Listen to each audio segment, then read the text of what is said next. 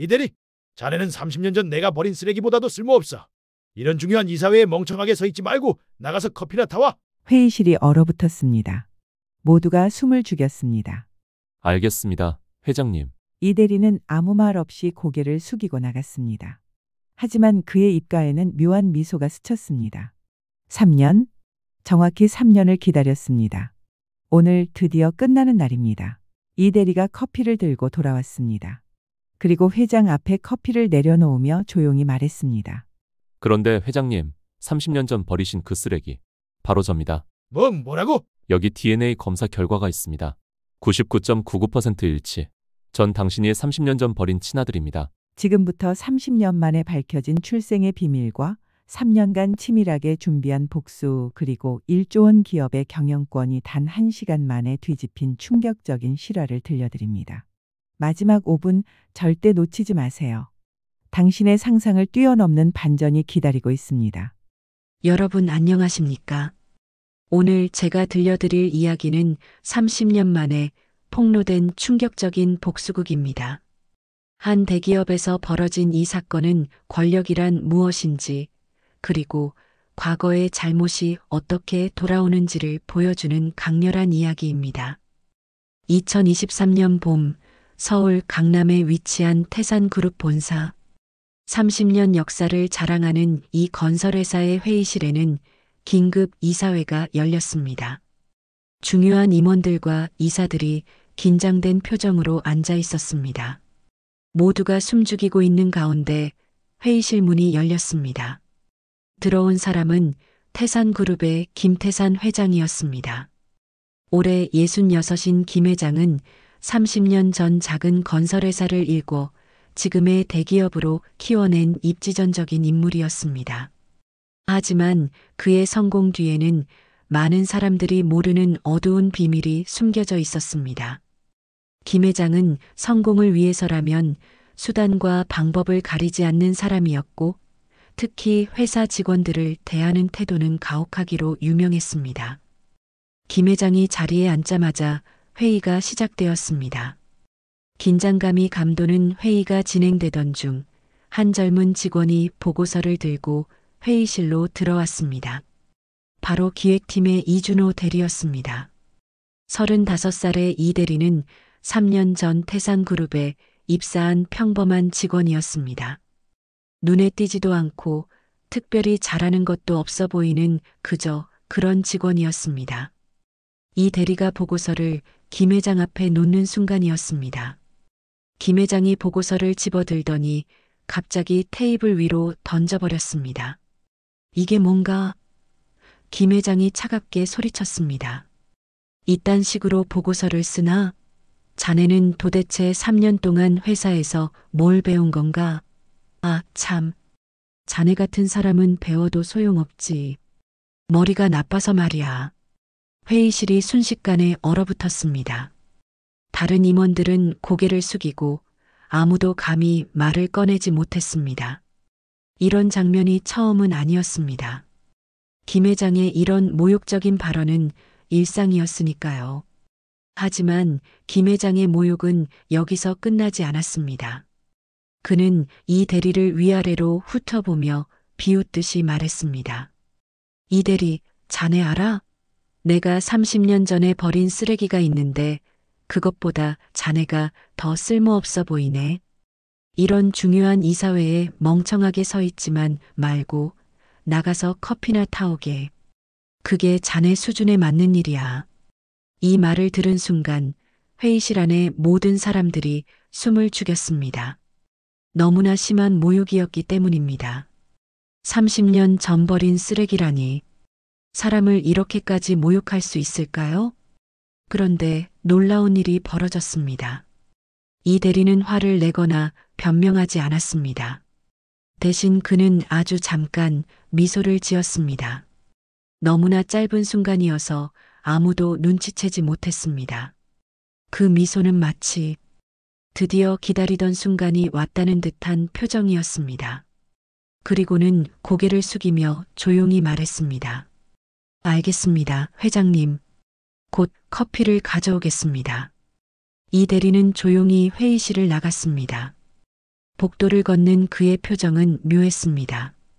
모욕을 당한 사람의 표정이 아니었습니다. 오히려 뭔가를 기다려온 사람, 드디어 때가 왔다는 듯한 표정이었습니다. 복도 한가운데 멈춰 선 이대리는 천천히 고개를 들어 천장을 바라보며 혼잣말을 했습니다.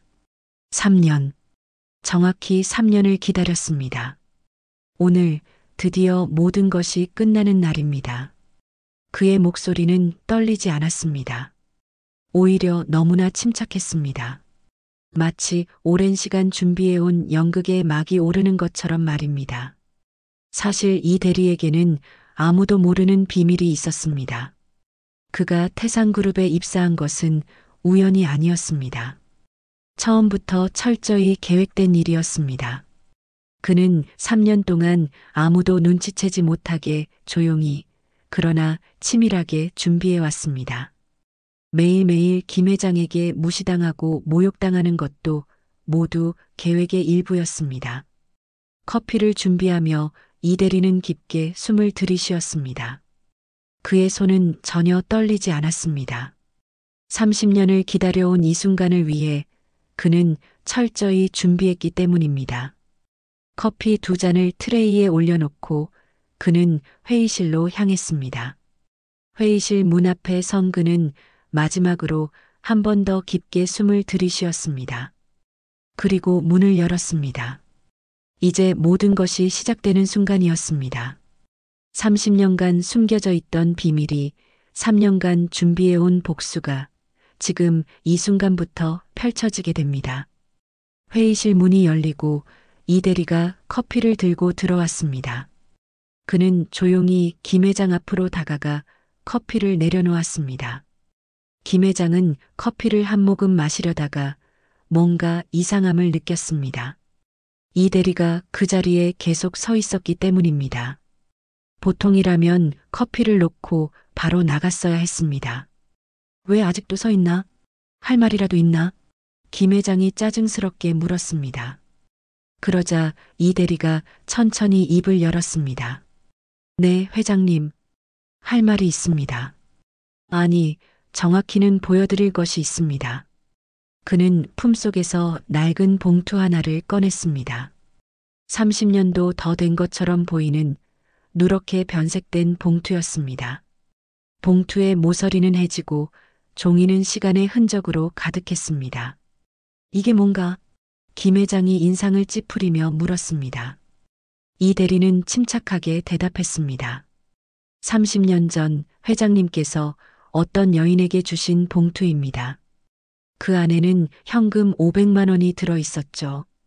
그리고 이런 쪽지도 함께요. 그는 봉투에서 낡은 종이 한 장을 꺼냈습니다. 종이를 펼치며 천천히 읽었습니다. 이 돈으로 아이를 지워라. 다시는 내 앞에 나타나지 마라. 30년 전 회장님께서 직접 쓰신 글씨입니다. 회의실이 순식간에 조용해졌습니다. 김 회장의 얼굴이 하얗게 질렸습니다. 그는 그 쪽지를 알아본 것입니다. 30년 전 자신이 쓴 글씨를. 다른 임원들도 무슨 일인지 몰라 서로를 쳐다보았습니다. 분위기가 심상치 않다는 것을 모두가 느꼈습니다. 이 대리가 계속 말을 이어갔습니다. 1993년 여름이었습니다. 회장님께서는 당시 작은 건설회사를 막 시작하셨을 때였죠. 그때 회장님은 한 여인을 만났습니다. 가난한 식당 종업원이었던 그 여인과 하룻밤을 보내셨고 석 달 후 그 여인은 임신 사실을 알렸습니다. 이 대리의 목소리는 차분했지만 그 안에는 30년간 쌓인 무언가가 담겨 있었습니다. 하지만 회장님은 사업에 방해가 된다며 이 봉투를 던져주고 떠나셨죠. 그 여인은 제 어머니였습니다. 회의실이 술렁이기 시작했습니다. 임원들이 놀란 표정으로 서로를 쳐다보았습니다. 이 대리가 김 회장을 똑바로 쳐다보며 말했습니다. 그 여인은 저를 지우지 않았습니다. 대신 혼자서 저를 낳고 혼자서 저를 키우셨습니다. 온갖 고생을 다 하시면서요. 그 아이가 바로 저입니다. 김 회장이 벌떡 일어나며 소리쳤습니다. 지금 뭐 하는 건가? 이게 무슨 헛소리야? 당장 나가지 못해? 하지만 이 대리는 전혀 동요하지 않았습니다. 오히려 더욱 차분한 목소리로 말했습니다. 헛소리가 아닙니다, 회장님. 아니, 이제는 아버지라고 불러야 할까요? 회의실이 완전히 술렁이기 시작했습니다. 무슨 말인지 이해한 사람들의 표정이 놀라움으로 가득 찼습니다. 증거가 있나? 그냥 돈 뜯어낼 생각으로 거짓말하는 거 아닌가? 김 회장이 떨리는 목소리로 물었습니다. 하지만 그의 얼굴은 이미 새하얗게 질려 있었습니다. 그는 기억하고 있었습니다. 30년 전 그 일을. 이 대리는 또 다른 서류를 꺼냈습니다. 물론 증거가 있습니다. 여기 DNA 검사 결과서입니다. 그는 서류를 테이블 위에 펼쳐 놓았습니다. 회장님께서 3개월 전 건강검진 받으실 때 채취한 혈액 샘플과 제 DNA를 비교한 결과입니다. 99.99% 일치합니다. 부자관계가 확실하다는 뜻이죠. 의학 전문가의 서명과 날인이 찍힌 정식 검사 결과서였습니다. 임원들이 웅성거리기 시작했습니다. 그리고 여기 이 대리는 계속해서 서류들을 꺼냈습니다. 1993년 여름 회장님과 제 어머니가 함께 찍은 사진입니다. 어머니가 남겨두신 유일한 사진이죠. 뒷면에는 날짜와 장소가 적혀 있습니다. 사진 속에는 젊은 시절의 김태산과 한 여인이 함께 서 있었습니다. 여인의 얼굴은 밝았지만 김태산의 표정은 어딘가 어색했습니다. 또한 당시 회장님이 어머니께 보낸 편지들도 있습니다. 필적 감정을 의뢰한 결과 회장님의 필체가 맞다고 확인되었습니다. 이 대리는 한 장 한 장 증거들을 테이블 위에 펼쳐 놓았습니다. 편지, 사진, DNA 검사 결과, 필적 감정서, 완벽한 증거들이었습니다. 김 회장은 의자에 주저앉았습니다. 그의 얼굴에서 모든 혈색이 빠져나갔습니다. 이건 단순한 스캔들이 아니었습니다. 만약 이것이 사실이라면 회사의 경영권과 상속 문제에 중대한 영향을 미칠 수 있는 일이었습니다. 이 대리의 목소리가 잠시 떨렸습니다. 어머니는 저에게 아버지가 누구인지 절대 말씀하지 않으셨습니다. 저를 지켜주시기 위해서였죠. 하지만 3년 전 어머니께서 돌아가시기 직전에 모든 것을 말씀해 주셨습니다. 그는 잠시 숨을 고르며 감정을 추스렸습니다.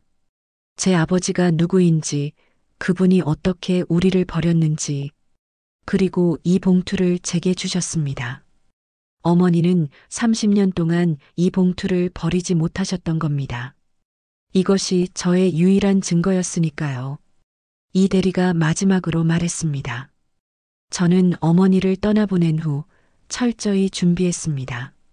모든 법적 서류를 갖추고 변호사와 상담했습니다. 그리고 이 회사에 입사했습니다. 제 아버지가 어떤 사람인지 직접 보기 위해서였습니다. 그의 눈빛이 차갑게 빛났습니다. 그리고 확인했습니다. 당신은 30년 전에도 지금도 똑같은 사람이라는 것을, 사람을 무시하고 모욕하고 함부로 대하는 사람이라는 것을. 바로 그때 회의실 문이 열렸습니다. 법무팀의 박 차장이 두툼한 서류 봉투를 들고 들어왔습니다. 뒤따라 회사의 고문 변호사 2명도 함께 들어왔습니다. 이들의 등장은 계획된 것이었습니다. 박 차장이 침착한 목소리로 말했습니다. 김 회장님, 그리고 이사회 여러분. 방금 전 이준호 대리, 아니, 이준호 씨가 말씀하신 내용은 모두 사실로 확인되었습니다. 법무팀은 지난 한 달간 이 사안을 철저히 검토했습니다. 한 달 전부터 이미 준비가 되어 있었다는 뜻이었습니다. 이준호의 계획이 얼마나 치밀했는지 알 수 있는 대목이었습니다. 여러분, 이준호는 3년 동안 무엇을 준비했을까요? 단순히 자신이 김 회장의 아들임을 밝히는 것만이 목적이었을까요? 아닙니다. 그의 계획은 훨씬 더 치밀하고 광범위했습니다. 지금부터 그가 어떻게 복수를 준비했는지 자세히 말씀드리겠습니다. 사실 이 이야기를 이해하려면 먼저 박 차장의 이야기를 알아야 합니다. 박 차장에게도 김 회장에 대한 깊은 원한이 있었기 때문입니다. 15년 전 박 차장의 아버지는 태산그룹의 중견 간부였습니다. 성실하고 정직한 사람이었죠. 하지만 어느 날 그는 우연히 김 회장의 비리를 알게 되었습니다. 비자금 조성, 회계 조작, 양심의 가책을 느낀 박 차장의 아버지는 내부 고발을 준비했습니다. 그 사실을 안 김 회장은 어떻게 했을까요?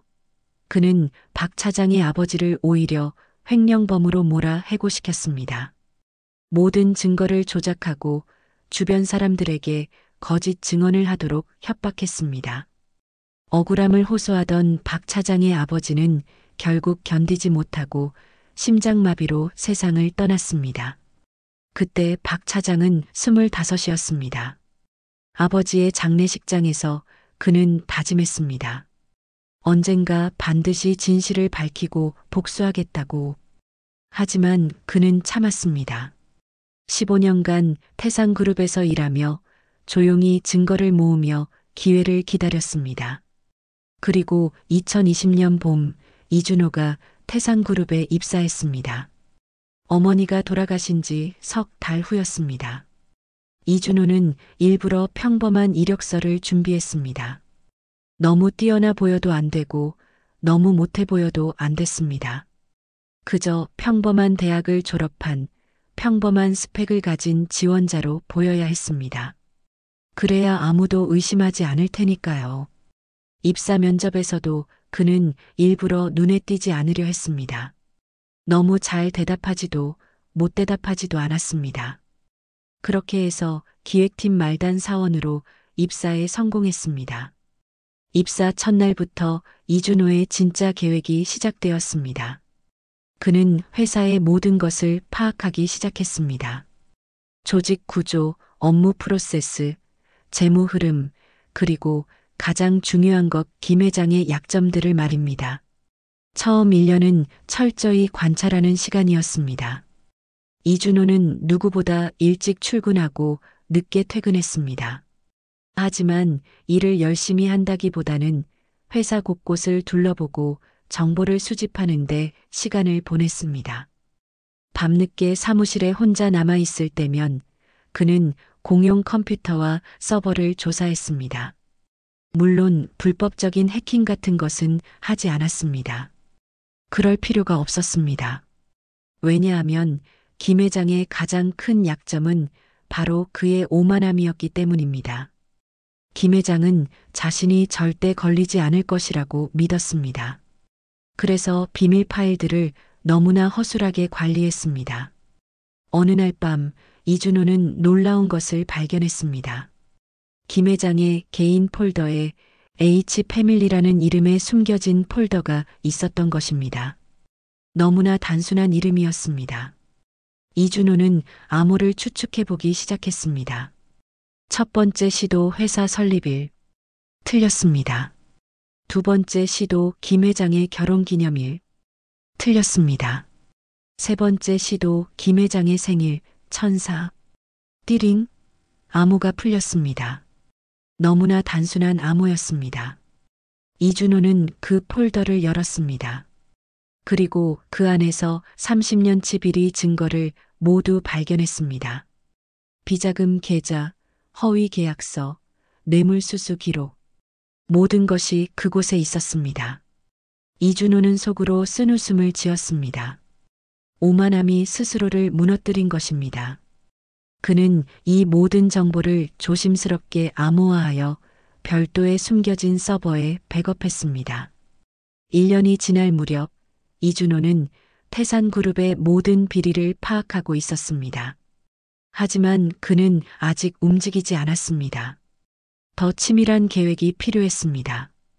2년 차에 접어들면서 이준호는 다음 단계로 넘어갔습니다.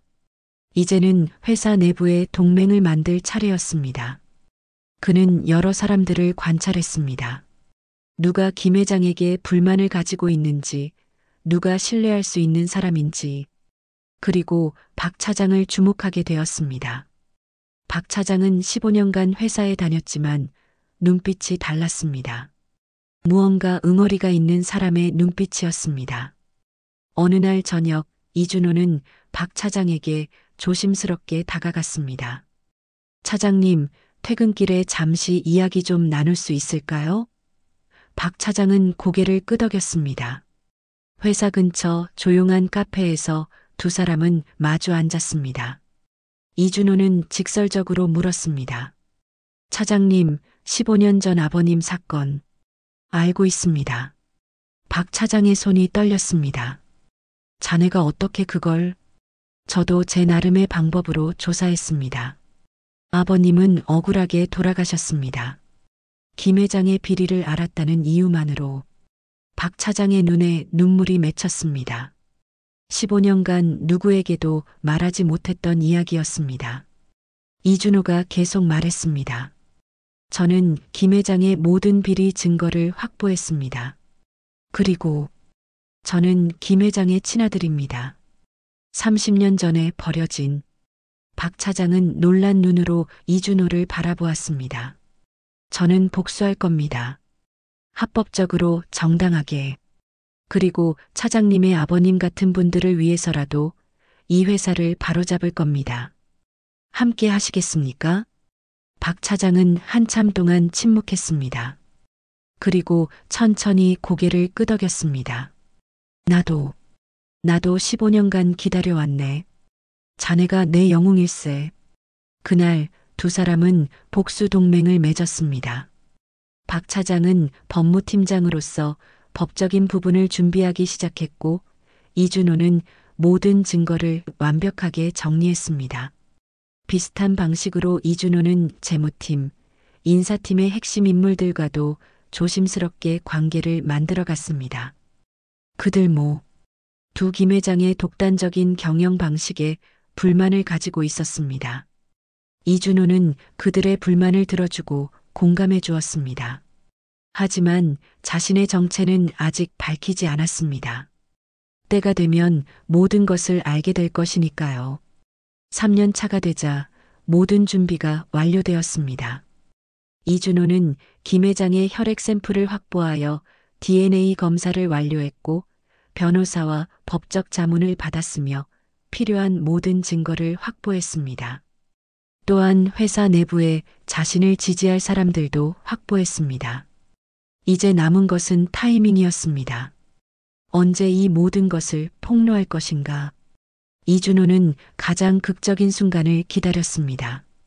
그리고 마침내 그날이 왔습니다. 회사의 미래를 결정하는 긴급 이사회가 열리는 날. 모든 핵심 인물들이 한자리에 모이는 날. 이준호는 그날 아침 어머니의 영정 사진 앞에 앉았습니다. 어머니, 오늘입니다. 오늘 모든 것이 끝납니다. 어머니께서 평생 참으셨던 그 억울함을 오늘 풀어드리겠습니다. 그리고 그는 30년 전 어머니가 받았던 그 낡은 봉투를 가방에 넣었습니다. 모든 증거 서류들도 함께. 회사로 향하는 그의 발걸음은 무거웠지만 마음은 확고했습니다. 회의실에서 김 회장이 그에게 커피나 타오라고 모욕했을 때 이준호는 오히려 감사했습니다. 완벽한 타이밍이었으니까요. 김 회장의 오만함이 절정에 달한 바로 그 순간 모든 것을 무너뜨리는 것. 이것이야말로 가장 극적인 복수였습니다. 박 차장은 이미 한 달 전부터 법무팀과 함께 모든 법적 서류를 준비해 두었습니다. 고문 변호사들도 이미 대기하고 있었습니다. 이사회 임원들 중 일부는 이미 이준호의 계획을 알고 있었고 지지를 약속한 상태였습니다. 모든 것이 완벽하게 맞물려 돌아가고 있었습니다. 30년간 숨겨져 있던 진실이 3년간 준비해온 복수가 지금 이 순간 폭발하려 하고 있었습니다. 고문 변호사 중 한 명이 나서서 설명했습니다. 민법 제10조에 따르면 혼인 외의 출생자도 인지를 받으면 법정 상속인이 됩니다. 이준호 씨는 김태산 회장의 친생자임이 DNA 검사로 명백히 확인되었습니다. 따라서 이준호 씨는 김 회장의 법적 상속인으로서 정당한 권리를 가집니다. 임원들이 웅성거리기 시작했습니다. 이건 단순한 스캔들이 아니었습니다. 법적으로 매우 중대한 문제였습니다. 김 회장에게는 공식적으로 결혼해서 낳은 아들이 하나 있었습니다. 하지만 이제 또 다른 아들이 나타난 것입니다. 변호사가 계속 설명했습니다. 그것뿐만이 아닙니다, 회장님. 법무팀의 조사 결과 회사 운영 과정에서 다수의 법 위반 사항이 발견되었습니다. 박 차장이 서류를 하나하나 꺼내며 읽기 시작했습니다. 2018년부터 2023년까지 총 53건의 비자금 조성, 총액 120억 원. 2019년 대명건설 프로젝트 입찰 과정에서의 뇌물수수 12억 원. 2020년 부실 공사 은폐를 위한 회계 조작. 2021년 하청업체에 대한 대금 미지급으로 인한 부당이득 35억 원. 2022년 탈세. 리스트는 끝이 없었습니다. 회의실에 있던 임원들의 얼굴이 점점 굳어갔습니다. 이런 것들이 밝혀지면 회사는 물론이고 개인적으로도 엄청난 타격을 받게 됩니다. 이준호가 다시 입을 열었습니다. 3년 동안 저는 이 모든 것을 목격했습니다. 회장님께서 어떻게 이 회사를 운영하시는지, 얼마나 많은 사람들을 괴롭히시는지, 얼마나 많은 불법을 저지르시는지 모두 기록했습니다. 그리고 법무팀과 함께 검토했습니다. 그의 목소리는 차갑지만 확고했습니다. 30년간의 원한이, 어머니의 한이, 그 모든 것이 그의 목소리에 담겨 있었습니다. 김 회장이 마지막 반격을 시도했습니다. 그는 벌떡 일어서며 소리쳤습니다. 잠깐, 이사회 여러분, 정신 차리십시오. 이자는 사기꾼입니다. 회사를 빼앗으려는 음모라고요. 내 변호사를 당장 불러오시오. 김 회장은 회의실을 둘러보며 필사적으로 외쳤습니다. 여러분, 내가 30년간 이 회사를 여기까지 키웠습니다. 나를 믿어주십시오. 이번 것만 넘기면 여러분 모두에게 5배의 보너스를 드리겠습니다. 아니, 10배를. 당장 저자를 내쫓으십시오. 김 회장의 목소리는 절박했습니다. 권력자의 마지막 발악이었습니다. 하지만 아무도 움직이지 않았습니다. 임원들은 서로를 쳐다볼 뿐이었습니다. 변호사가 또 다른 서류를 꺼냈습니다. 김 회장님, 이것은 검찰에 제출할 고발장입니다. 그는 서류를 김 회장 앞에 놓았습니다. 만약 회장님께서 경영권을 평화롭게 이양하지 않으신다면 이 고발장은 내일 아침 검찰에 접수될 것입니다.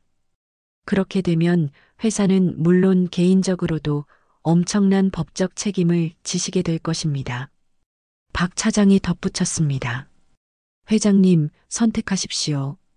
조용히 물러나시면 최소한의 명예는 지킬 수 있습니다. 하지만 끝까지 저항하신다면 그는 말을 잇지 않았습니다. 더 이상 말할 필요가 없었습니다. 김 회장은 완전히 무너졌습니다. 그는 자신이 완벽하게 패배했다는 것을 알았습니다. 30년 전의 과오가, 30년간의 오만함이, 그리고 오늘 아침의 모욕이, 모든 것이 한순간에 무너지는 순간이었습니다. 그는 떨리는 손으로 테이블을 짚으며 중얼거렸습니다. 내가 30년간 일궈온 회사인데 이럴 수가. 이준호가 김 회장 앞으로 천천히 다가갔습니다. 그리고 조용하지만 분명하게 말했습니다. 당신이 30년 전 제 어머니께 하셨던 말 기억하십니까? 이 돈으로 아이를 지우고 다시는 나타나지 마라. 어머니는 저를 지우지 않으셨습니다. 대신 온갖 고생을 하시며 저를 키우셨죠. 이준호의 목소리가 잠시 떨렸습니다. 당신이 이 회사를 키울 때 어머니는 식당에서, 공장에서 청소 일을 하시며 저를 키우셨습니다. 겨울에는 추운 새벽 시장에서 일하셨고, 여름에는 뜨거운 공장에서 일하셨습니다. 저는 그 모습을 보며 자랐습니다. 저는 어머니가 돌아가시는 순간까지 함께했습니다. 어머니의 마지막 말씀을 들었습니다. 준호야, 내 아버지를 원망하지 마라. 하지만 내가 당당하게 살아갈 권리는 찾아라. 그래서 저는 여기 왔습니다. 제 권리를 찾기 위해서입니다. 이준호의 눈가가 붉어졌지만 그는 눈물을 흘리지 않았습니다. 그는 이미 충분히 울었습니다. 어머니의 장례식장에서 혼자 남겨진 그 빈집에서 박 차장이 한 장의 문서를 김 회장 앞에 놓았습니다. 회장님, 이것은 경영권 이양 동의서입니다. 서명하시면 모든 것이 평화롭게 마무리됩니다. 법적 문제도 최소화될 것입니다. 하지만 거부하시면 더 이상 말할 필요가 없었습니다. 김 회장은 선택의 여지가 없었습니다. 그는 떨리는 손으로 펜을 집었습니다. 30년간 자신이 읽어온 모든 것을 내려놓는 순간이었습니다. 펜 끝이 종이 위에서 떨렸습니다. 김 회장은 이준호를 바라보았습니다. 자신이 버린 아들, 이제는 자신의 모든 것을 빼앗아간 아들을. 나는 내가 내 아들인 줄 정말 몰랐다. 그의 변명은 공허했습니다. 이준호가 차갑게 대답했습니다. 알았다고 달라졌을까요? 당신은 어머니를 사랑하지도 않았고 저를 원하지도 않았습니다. 당신에게 중요했던 건 오직 당신의 성공뿐이었죠. 30년이 지난 지금도 마찬가지입니다. 사람들을 함부로 대하고 무시하고 모욕하는 당신의 모습을 보면서 확신했습니다. 당신은 변하지 않았다고. 30년 전에도 지금도. 그래서 결심했습니다. 이 회사를 당신 손에서 빼앗아야겠다고. 침묵이 흘렀습니다. 그리고 마침내 김 회장의 펜 끝이 종이에 닿았습니다. 싹! 서명이 완료되는 소리. 그 짧은 소리가 30년 역사의 끝을 알렸습니다. 박 차장이 서명된 문서를 집어들고 선언했습니다. 이제부터 태산그룹의 새로운 대표이사는 이준호 씨입니다. 이준호가 천천히 회의실 가장 윗자리로 걸어갔습니다. 회장석?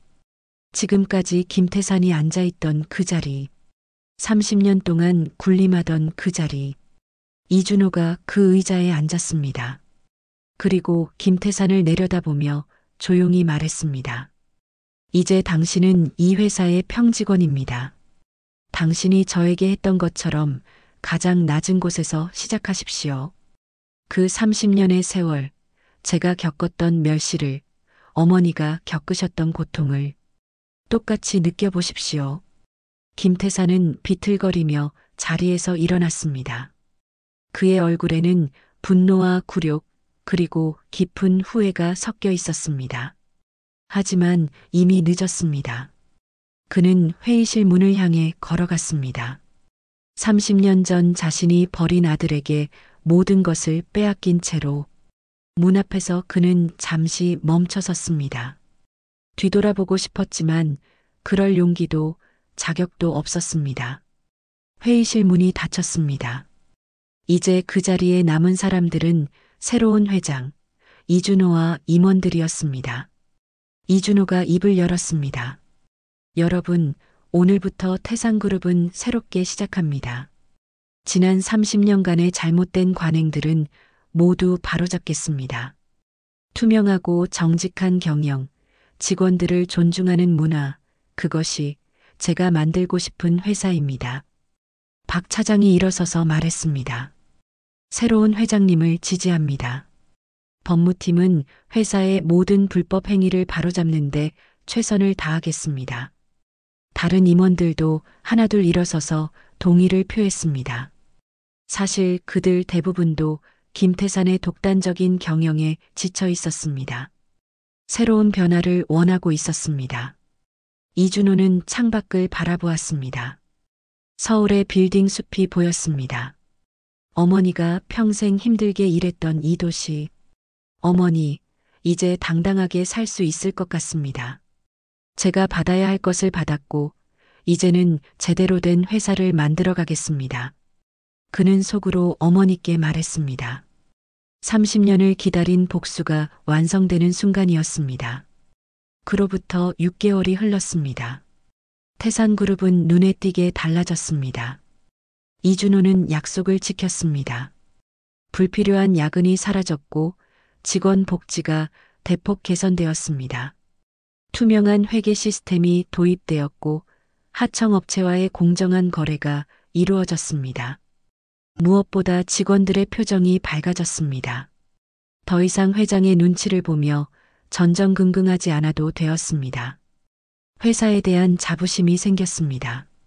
언론에서도 태산그룹의 변화를 긍정적으로 보도했습니다.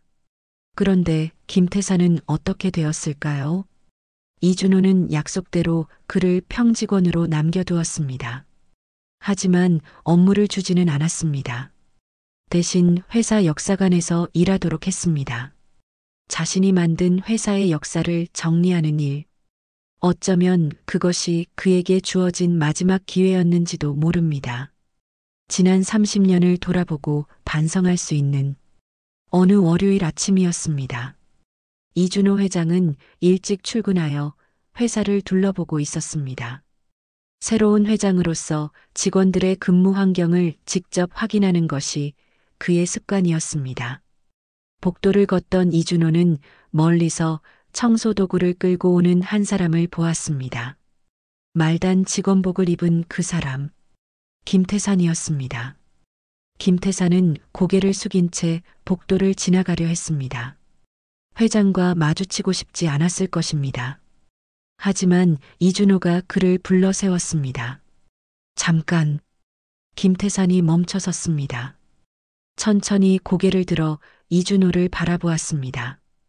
6개월 사이에 그는 많이 늙어 보였습니다. 권력을 잃은 사람의 모습이었습니다. 이준호는 그에게 천천히 다가갔습니다. 두 사람 사이에 침묵이 흘렀습니다. 그리고 이준호가 입을 열었습니다. 30년 전 김 회장이 자신에게 했던 바로 그 말을 똑같이 돌려주며 커피나 타오게. 김태산의 얼굴이 굳었습니다. 30년 전 자신이 무심코 던진 그 말. 그 말이 지금 자신에게 그대로 돌아온 것입니다. 그는 아무 말도 하지 못했습니다. 할 말이 없었습니다. 이준호는 더 이상 아무 말도 하지 않고 조용히 돌아섰습니다. 뒤에서 김태산의 떨리는 한숨 소리가 들렸습니다. 이준호는 복도를 걸으며 생각했습니다. 이것이 진정한 복수입니다. 폭력도 불법도 아닌 당신이 저에게 했던 것을 그대로 돌려주는 것. 30년 전의 그 모욕을 30년 후 똑같이 느끼게 하는 것. 여러분, 이 이야기가 우리에게 주는 교훈은 명확합니다. 권력은 영원하지 않습니다. 김태산은 자신이 무적이라고 생각했습니다. 자신의 과거는 영원히 묻힐 것이라고 믿었습니다. 하지만 진실은 언젠가 드러나게 되어 있습니다. 그리고 그 진실은 때로 가장 예상치 못한 방식으로 가장 예상치 못한 사람을 통해 드러납니다. 당신이 무시하는 그 사람이 언젠가 당신의 운명을 바꿀 수 있습니다. 김태산이 30년 전 버린 그 아이가 30년 후 그의 모든 것을 가져갔습니다. 오늘 아침 커피나 타오라며 모욕했던 그 직원이 그날 저녁 그의 회장 자리를 빼앗았습니다. 진실은 반드시 드러납니다. 30년이 걸리더라도 이준호의 복수는 단순한 복수가 아니었습니다. 그것은 정의의 실현이었습니다. 그는 폭력을 쓰지 않았습니다. 불법을 저지르지도 않았습니다. 오직 법과 진실만으로 자신의 권리를 찾았습니다. 그리고 그 권리를 얻은 후에는 복수가 아닌 변화를 선택했습니다. 회사를 더 나은 곳으로 만드는 것. 그것이 진정한 승리였습니다. 여러분 주변에도 혹시 이런 일이 있지는 않으신가요? 자신의 권력을 남용하는 사람, 약한 사람을 함부로 대하는 사람. 그들은 지금 당장은 안전해 보일 수 있습니다. 하지만 기억하십시오. 세상은 공평합니다. 언젠가는 그 대가를 치르게 됩니다. 그리고 만약 여러분이 지금 억울함을 겪고 계신다면 이준호처럼 포기하지 마십시오. 합법적이고 정당한 방법으로 여러분의 권리를 찾으십시오. 시간이 걸릴 수도 있습니다. 힘들 수도 있습니다. 하지만 정의는 반드시 실현됩니다. 진실은 반드시 밝혀집니다. 30년 전의 오만함이 30년 후 똑같은 모욕으로 돌아왔습니다. 커피나 타오게라는 그 한마디가 30년의 시간을 넘어 정확히 되돌아왔습니다. 이것이 진정한 복수였습니다. 여러분은 이 이야기를 어떻게 생각하십니까? 이준호의 복수가 정당했다고 보십니까? 아니면 너무 가혹했다고 생각하십니까? 댓글로 여러분의 생각을 나눠주십시오.